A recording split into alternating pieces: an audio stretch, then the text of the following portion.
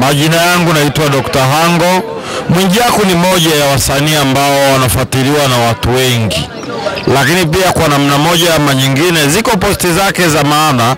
Kwa mfano unamuona wakati mwingine yupo katika nyumba za ibada akizungumza masuala ambayo yanahusu taifa na masuala mazima ya amani kwa ujumla. Lakini mara nyingine unapokuwa na maigizo yaliyopitiliza yanaweza yakaharibu hali ya mambo.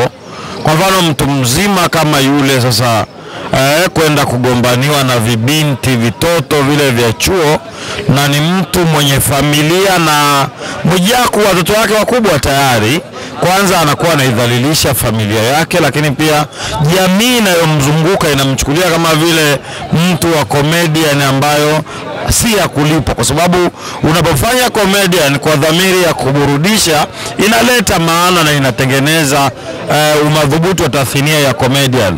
Lakini anapofanya Mwijaku, ukijaribu kuangalia hasa ni mtoto wa Kiislamu, ni vitu vya hovyo ambavyo anapaswa kujitathmini kwamba ili utraining si lazima ufanye vitu vya kipuzi namna ile. Lakini pia ili kuwa na mahusiano wakati mwingine kwa wanaume wa Kiafrika waliofundwa, si lazima baadhi ya mambo yaweke dhahiri shairi mpaka kugonganisha wanafunzi wale. Ni vitu ambavyo kwa ujumla kwa namna moja ama nyingine Mwijaku kwenye hivi amechemka. Si kwamba atafuatiliwa kwa nia njema tu, badala yake wengine watamwona ni mpuzi. Kwa hivyo iko siku ataposti kitu cha maana ambacho kina lengo la kuhabarisha au kuburudisha, au akawa anachambua jambo lakini atachukuliwa kwamba ni mtu wa hovyo na mambo yake yataonekana hovyo hovyo. Kwa hiyo na saa zangu kwa Mwijaku, tuembo ajaribu kukaa na kufanya tathmini kama mtu mzima. Juzi nimefuatilia clips ya mke wake, amechambua kidogo na akasema atafanya tathmini juu ya swala zima la ndoa yake. Lakini kwa ujumla yule dada mimi naamini ni mvumilivu sana. Moja ya wanawake wastaarabu na sio wanawake wa kucheza na mitandao ni mke wa Mwijaku. Ni mwanamke ambaye anajitathmini. Lakini yanayofanywa na Mwijaku kama mume wake, kama mtoto wa Kiislamu, kwa ujumla anaidhalilisha ndoa yake na anamdhalilisha Mrs. Mwijaku ambaye ni mwanamke ambaye heshimiwa katika jamii. Kwa hiyo hembo ajaribu kupunguza hivi vituko. Lakini pia Mwijaku ameshakuwa baadhi ya vitu vya kitoto. Aache kaka yetu huyu bwana, anafanya vitu vingine vya hovyo sana. Pia tumeona jana kupitia mitandao ya kijamii kwamba ametiwa nguvuni na jeshi la polisi, lakini wao wana sababu zao na uchunguzi wa polisi.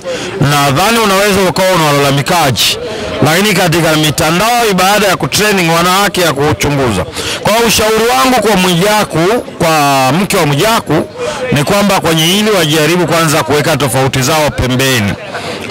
Amrudishe nyumbani, kwa maana walishughulikia kinyumbani na jambo hili walimalize kinyumbani.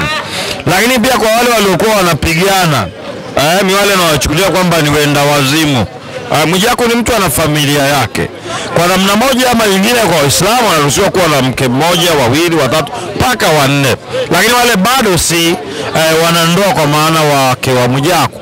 Kwa hiyo kwa namna moja ama nyingine, kama kuna ambaye amekwenda kulalamika, so bado hatujajua sababu ya kukamatwa, aidha kwa namna moja ama nyingine kama wamelalamika aidha hawajalalamika, lakini hebu wajaribu kidogo na wenyewe kufanya tathmini kwamba wao wataona wana training, lakini bei inawashushia hadhi. Kwa sababu wao wadada kesho na kesho kutwa pia wataenda kuwa wake za watu, na kwa namna moja ama nyingine wataenda kuwa mama za watu, kwa maana wana watoto na kadhalika. Lakini clips hizi zinaishi, kwa maana zinaishi katika mfumo wa kielektroniki. Leo hii unaweza ukafanya kitu leo, lakini recorded zile zikabakia mitandaoni. Kwa hiyo kwa baadaye kaathiri mwenendo mzima wa maisha yako ya baadaye, kwamba mama yake na fulani kumbe hivi vimbwanga na hivi vituko alivianza kabla ya kuwa na mtoto wa kiume, aidha kuwa na mtoto wa kike. Kwa hiyo hawa ambao pia wanaendekeza vitu vya namna hii vinawavulia hadhi kwa namna moja ama nyingine, ningetaka tuweza kukaa chini na kulimaliza jambo hili, haswa ikizingatiwa Mwijaku ni moja ya watu ambao kwa namna moja ama nyingine huwa wanabeba jumbe mbalimbali kwa niaba ya jamii.